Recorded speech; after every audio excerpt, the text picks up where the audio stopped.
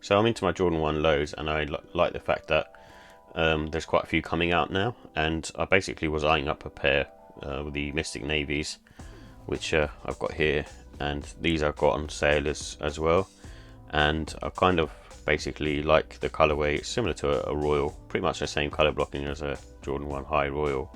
However, the color is slightly more muted, so the blue on here is not the same as a Royal. The Royal is slightly more vibrant and pop more, but it's very similar. I'm not sure why they just didn't release the Royals in the first place in a low cut, but Jordan Brand have their ways with these things. And it's just a very kind of conventional, sort of simple sneaker, and I realised that I've just grabbed the women's version of it. I'm not sure how much of a difference that makes, but it's basically feels the same. The leather on here just feels really sort of soft. That's what I felt. I don't know if it's premium leather, but it does feel sort of very sort of soft to the touch, which I like. And I like the fact that you get sort of extra laces with it as well, which is a blue pair. I can see like there's an issue with the tick, so the swoosh, they've got like an extra bit of material that's sort of protruding out of there. So the fact that these were sort of again on sale, and sort of wanted to sort of see what they were like really, and if they're sort of something that I'd probably keep or not. I think because I have the Royal Reimagines as well, probably not going to keep these.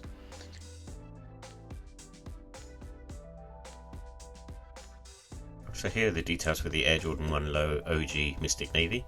It comes in a black Mystic Navy and white colourway, and it has an EVA cup sole with an airbag, and it has sort of all leather construction, and the price was £135.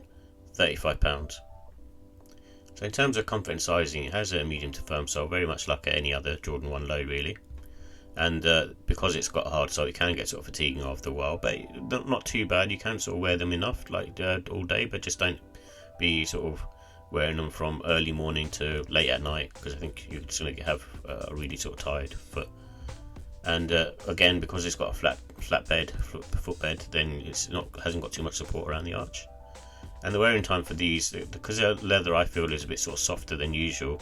Probably around sort of 4 to 8 hours is good, and they kind of feel nice after that. And I recommend sort of half size up for sort of wide footers, especially if you're sort of wearing thick socks as well. So just be wary of that. And they just have great grip for all types of weather, so that's what makes Jordan 1 sort of very sort of versatile really, and because of the leather upper. So in terms of the look and style, it has sort of an OG Royal Toe colour blocking, so the colour isn't quite the same as an OG Royal. It's slightly more muted in that respect, but it's still very nice and still very close. However, I wish they just used the Royal colourway. It doesn't kind of make sense, but anyway, it is what it is. And I think with the lows, I'd sort of recommend them sort of spring autumn time. Reason being is because it's a low cut, it's a bit more sort of lightweight, and you can kind of then sort of pair them up with shorts and things like that. However, there's no reason why you can't wear them sort of any time really, so they're cool in that way. And basically with Jordan 1 lows, I think you can dress them up casual and smart casual, so they're very good to sort of basically, like I said, a versatile sneaker that you can kind of wear with pretty much anything, especially with this pair because it's black and blue. And you can go with sort of the black laces, and it comes with sort of blue laces, but you can also put in white really as well, so to match the midsole.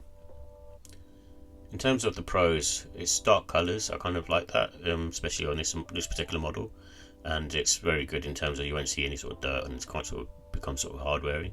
And it's sort of it's basically near enough the same as a Royal High, just the colours are slightly different. And in terms of the cons, the cost, I think that's the kind of major sticking point with Jordan 1 lows. I think if this was priced at sort of £120, then it would probably be good to go. And in terms of the ratings, I give the look and style a 5. I think it's still a really nice sneaker. It looks really nice. And the comfort is a 3, so it's very much sort of standard stuff. The quality, I give it a 4. I think the leather material on this particular pair is done really nice. I think the only thing was like the swoosh just had an extra bit of leather. It wasn't cut out very well, for example, and there's sort of a little bit of glue stains, but nothing too major.